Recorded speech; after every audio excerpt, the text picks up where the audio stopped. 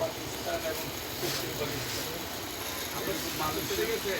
হ্যাঁ, মালয়েশিয়ার দুইটা দেশ আছে, একটা হলো মালয়েশিয়া, যেটা হলো পূর্ব মালয়েশিয়া, আর যেটা হলো সাবা সরোয়া, যেটা পশ্চিম মালয়েশিয়া। কিন্তু ওই দেশে কিন্তু সাবা সরোয়া কিন্তু মালয়েশিয়ারটাই একটু গরিব। আমরা যে সময় ছিলাম এই সময় মালয়েশিয়ার 1 রিঙ্গিট 18 টাকা, আর সাবা সরোয়ারে 1 রিঙ্গিট বাংলাদেশি টাকার